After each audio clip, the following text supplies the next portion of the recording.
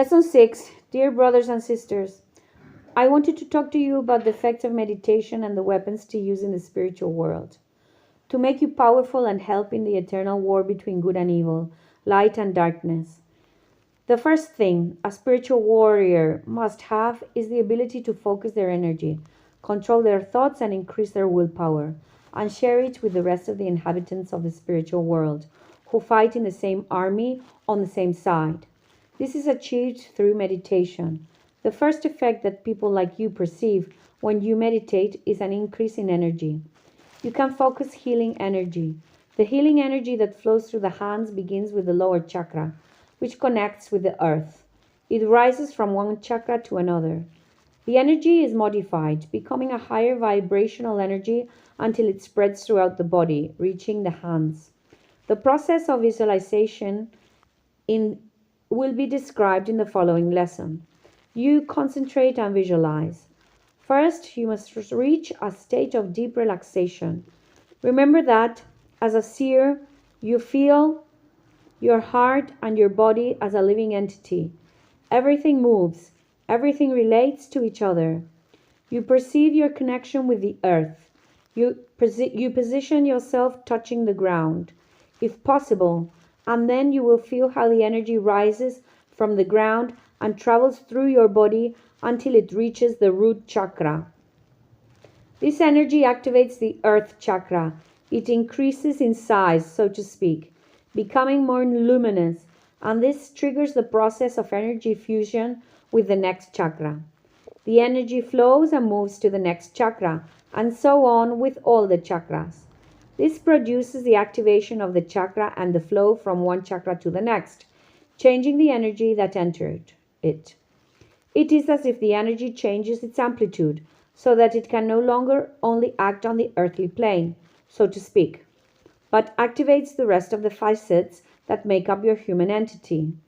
Then, when this process is repeated up to the fifth or sixth chakra, it depends on each person. Sometimes it reaches the last one, which is desirable. A small extension of the energy occurs throughout the entire body. The entire spine is enveloped, all the chakras appearing as if surrounded by a blue-white energy field.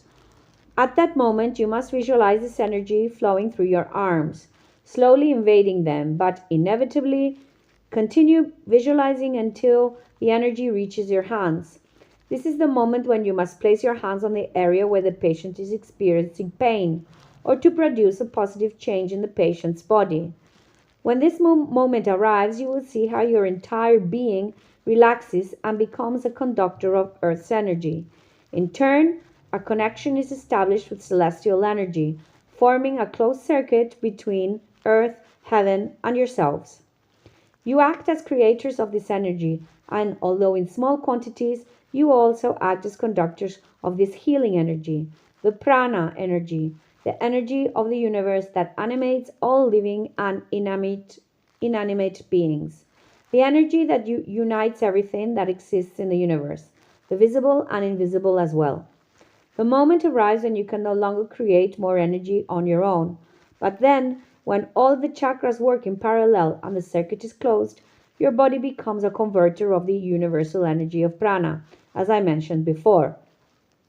This energy is conducted throughout the body, and if you continue visualizing it flowing towards your hands through your arms, you will feel your hands getting warmer and warmer, their temperature rising.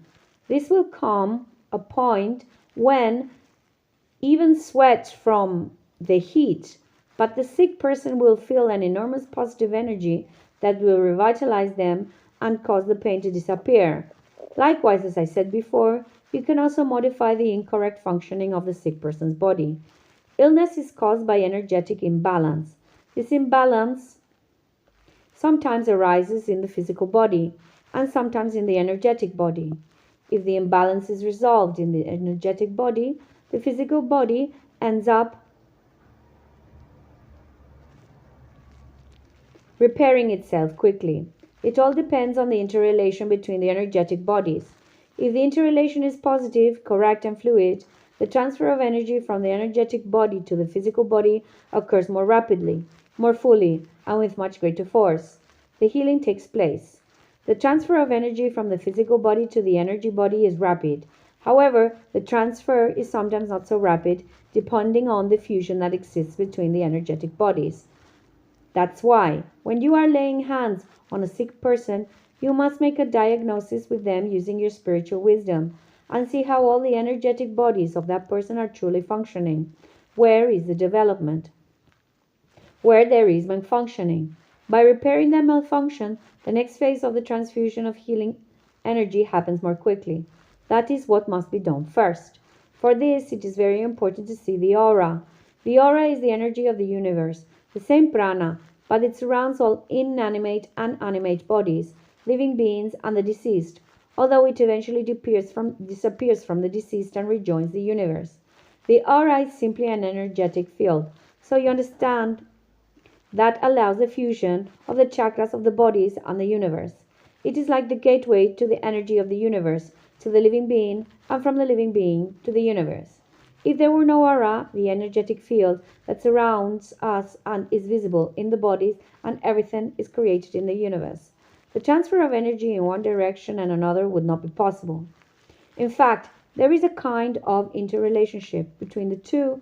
There is a communication at a very intimate level, which can be perceived through meditation, but that is another topic that we may address later. Generally, this transfer of sensation, this transfer of energy between one part and another, occurs without the conscious brain being aware of what it is in its waking state. You can't feel it. For that, relaxation is necessary, and the energetic bodies must be correctly interconnected.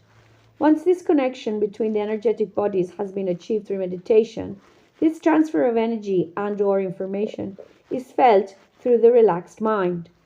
You feel how the vibrations pass from one to the other and vice versa. You feel how the universe, how the body vibrates. United with the universe, everything forms as a unit. That is the transfer of energy and knowledge. Ultimately, the transferred knowledge passes to the higher energetic bodies, which have assimilated that knowledge, which is united with the energy.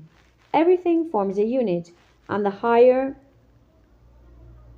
the lower bodies, and the higher energetic bodies process it. This knowledge and or energy with everything forming a unit, I repeat, passes to the lower bodies. This is how coordination occurs between the various energetic bodies and the universe. I repeat, prana. It unifies everything and is in everything, both visible and invisible. Having made this point, it is important that you can perceive the aura. By perceiving the aura, you also perceive how energy circulates within the body of a person, whether they are sick or not. It is perceived as a relaxation of the energy field that each part of the body possesses. You will know this when you are able to do so. Then simply by placing your hand on the sick part of the physical body or any other part of the sick person's body, you will be able to see where the illness is, see the possible causes, and how to perform the correct alignment. All of this will be possible through meditation.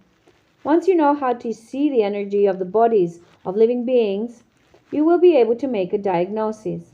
In the next phase of energy transfer, it will be simpler because with your laying of hands, you are balancing the sick person's bodies. If you do it correctly, the healing will be effective in a short time. I must also point out that when one reaches this level, communication with the spiritual master begins to open. There are cases where this occurred earlier, but they are not frequent when effective communication is possible if the ego has been eliminated. The astral body, as we have said before, is related to feelings, and in general, the feelings in this human entity of yours that you form are negative. They have too much power. The feeling is like the rational mind that everyone knows, but it only thinks in very short term. So what is the consequence? Fear, pain, blindness, therefore to reality, and that prevents the rest of the bodies from awakening their full potential. Ideally, the mental body, which would be the next one, should be much more evolved than the astral body. This makes the rational mind, so to speak, unite with the universal mind, with a small part of the mind that interrelates with the universe, with the Father. Although the maximum union is achieved when the rest of the bodies are awakened, which in turn is related to the chakras, Therefore, the recipe is actually quite simple, but a certain order is needed. Not to be in too much of a hurry and to be aware of what is happening inside. To free yourself from the thoughts that people create, from what people say is right, you must be free from the society that surrounds you. Society in general is blind. It has no interest in improving. Meditation makes you free, allows the universe to be conscious within yourselves, and your mind to unite with that universal mentality. This means that all living beings who reach that mental state have the same consciousness, and it also creates the need for there to be no dictatorship of any kind. But to fight against society, you must be free. The most important thing for a rapid evolution in this spiritual world is communication with your spiritual teacher. What I've given are only the basic principles of learning, the first steps.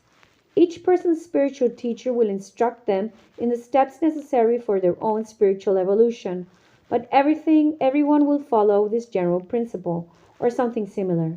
Each person has a different potential, and it's about unlocking all that potential. No human being is stronger than another in this spiritual world.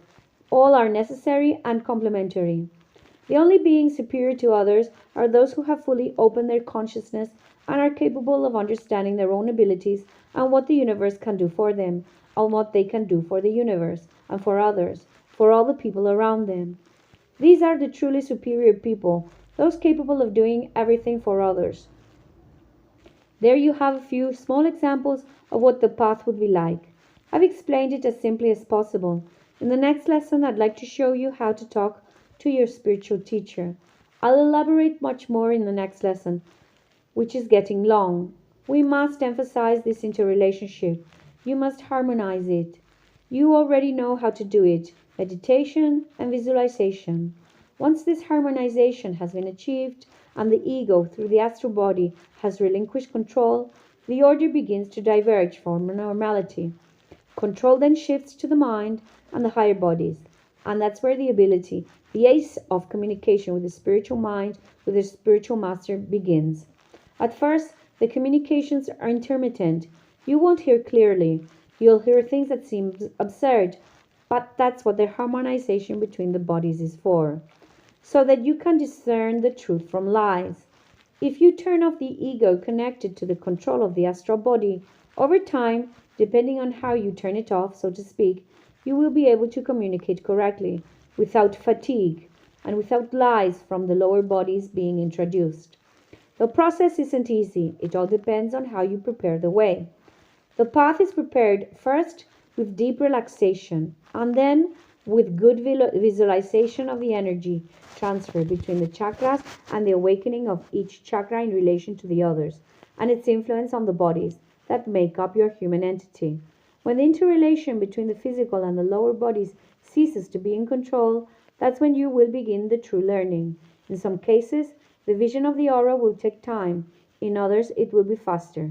It all depends on the functionality and capacity of each one. You are all different and at the same time the same. You have all come to this planet to learn, to see the aura. It helps you to visualize how the chakras are activated as much as possible. If possible, up to the seventh, and visualize how the energy flows, how an energy channel is created, something similar to a nerve that flows from the third eye, which would be located between the eyes in the forehead area, and this channel communicates with the sixth chakra. That chakra in turn communicates with the rest and creates a circuit. This helps many people, many brothers and sisters. You will also be able to see, as I said before, the energy that flows between the earth and the sky. The earth's energy, the telluric energy, you will see that it comes out in a certain place, distorted and quite abrupt, and there are others where it comes out and interconnects harmoniously. There isn't as much of it, but the more consistently this is done, the better we can see when there will be a tension between the tectonic plates that make up the Earth's crust, and therefore when an earthquake will occur. I think that's enough. For the next topic, I don't yet know exactly what I'll discuss, but I'd like to elaborate on the connection between the spiritual master and you. It's an important topic, but to reach it, you have to do everything mentioned before. See you soon, brothers.